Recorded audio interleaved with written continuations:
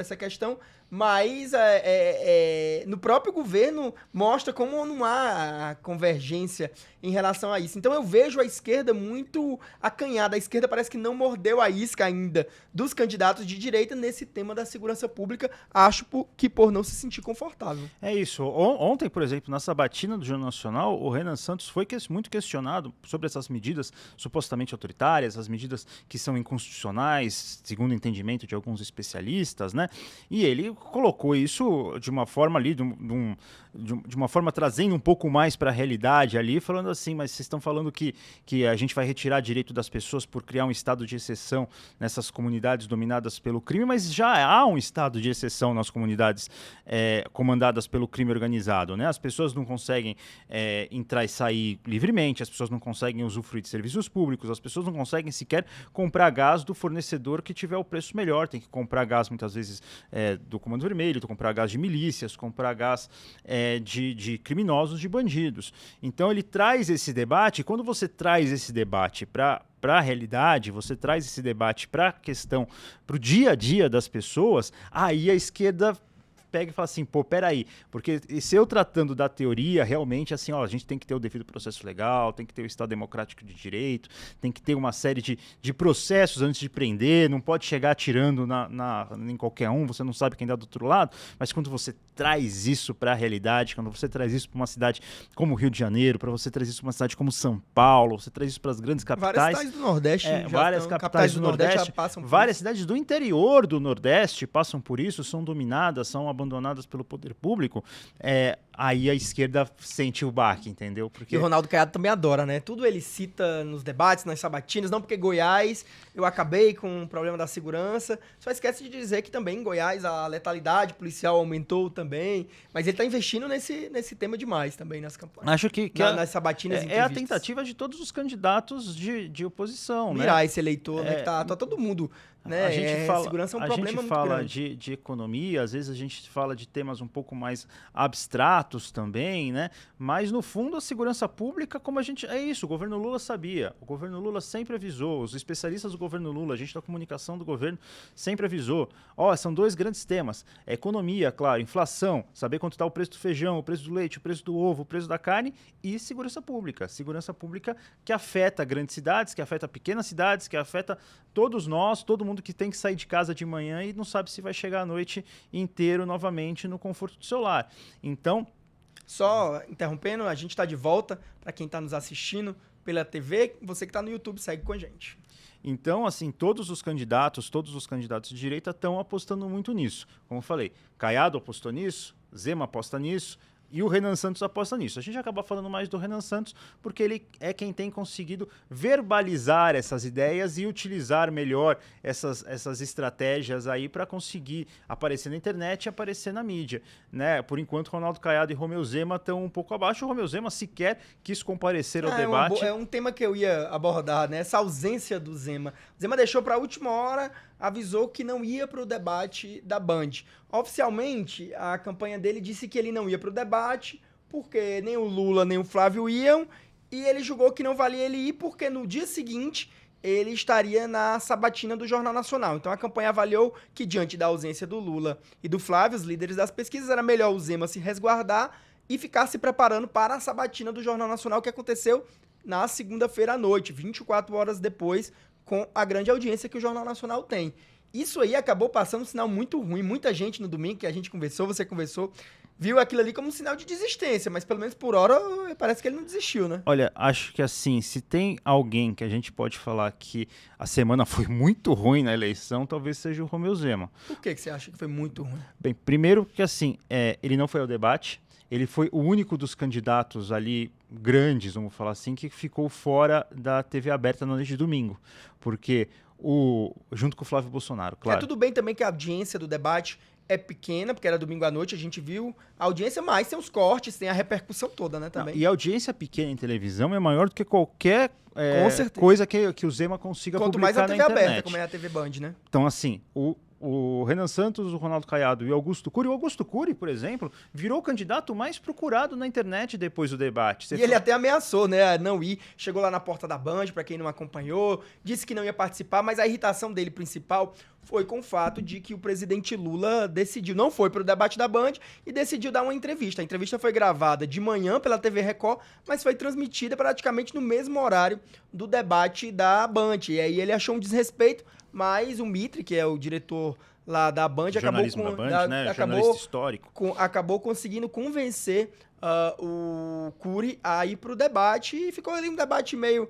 Né, os três ali, parecia uma mesa de bar entre compadres, né? Mas essa história do Zema, eu queria entender, assim, assim, acabou que a semana dele foi muito ruim, que você estava dizendo, né? Primeiro ele foi o Flávio Bolsonaro ficou fora do debate, ficou fora da TV aberta, mas o Flávio Bolsonaro tem 13 milhões de seguidores nas redes sociais e é o candidato que aparentemente vai ao segundo turno. Os outros candidatos estavam na TV aberta, o Lula deu entrevista para a Record ao mesmo tempo. O Romeu Zema ficou fora da TV aberta. Ficar fora da TV aberta é um prejuízo para qualquer um que está buscando ser conhecido nas eleições. As 4 campanhas, vamos falar assim, que é Romeu Zema, Ronaldo Caiado, Augusto Cury e Renan Santos, os 4 estão buscando se tornar mais conhecidos. E aí você abre mão de 1h30 na TV aberta, em que você vai estar aparecendo, em que você vai estar debatendo, em que você depois pode criar N cortes nas redes sociais, para supostamente se preparar para a sabatina do Jornal Nacional. Realmente, a sabatina do Jornal Nacional é um dos momentos mais importantes para todas as candidaturas, a ponto de que nenhum dos candidatos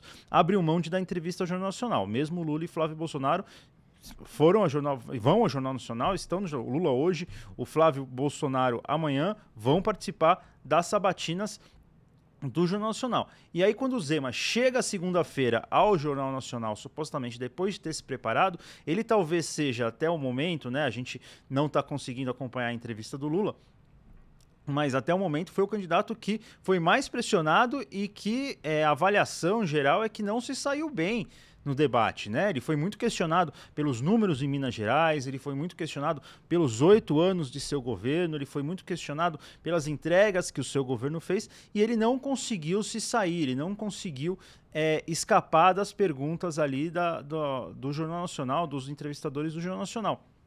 Então, ele não aparece na Band, ele não vai tão bem no Jornal Nacional e vê os outros candidatos, justamente, por exemplo, Augusto Cury sendo mais procurado nas redes sociais, no Google, nos mecanismos de busca da internet após o debate. Ou seja, estratégias que deram errado. E aí até pergunto para você, o Zema tem condição de escolher com quem ele vai debater com 2%, 3%? Não, é isso que deixou a gente mais impressionado. Talvez ele quis igualar a sua importância eleitoral, digamos assim, o seu peso eleitoral ao do Flávio Bolsonaro, né, que é o segundo lugar nas pesquisas, que tem ali cujo pai, né, lidera a direita aqui no Brasil e tem pelo menos 30% do eleitorado. Soa até um certo tipo de arrogância, digamos assim. O que na eleição é muito ruim, né? Você parecer arrogante. Mas ele tem dito que vai para os próximos debates, inclusive o próximo debate é dia 14 de setembro, promovido pelo Metrópolis, pelo SBT, CNN Brasil e vários outros veículos.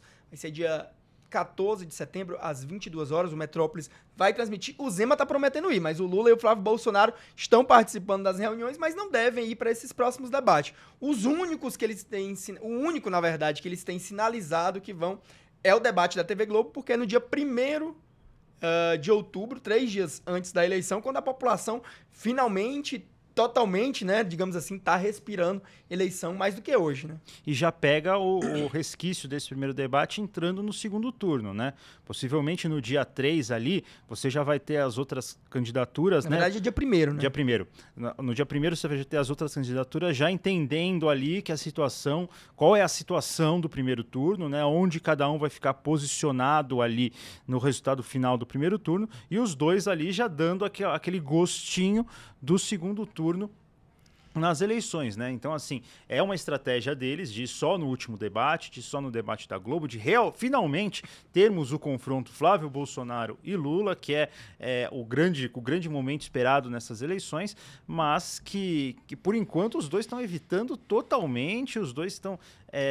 assim, claro, fala um do outro ali nos eventos, mas de enfrentar, de ter que responder as perguntas difíceis que um faria para o outro, por enquanto, Igor, olha, e assim, eu entendo a estratégia de campanha, eu entendo que as campanhas têm as suas estratégias, mas é importante também a gente falar de que o debate, esse momento do debate, é algo que faz parte da democracia, é o momento em que as pessoas estão prestando atenção na política, é o momento em que as pessoas estão participando efetivamente da política, porque a gente sabe, depois que termina as eleições, que se fecha as urnas, as pessoas se afastam, as pessoas não acompanham, a maioria da população não consegue acompanhar diariamente a política, acompanhar votações na Câmara dos Deputados, acompanhar as decisões do Poder Executivo, acompanhar as votações no Senado, acompanhar as sessões do plenário do Supremo Tribunal Federal, as pessoas não conseguem. As pessoas têm as suas rotinas corridas, as pessoas às vezes estão em 3, 4 horas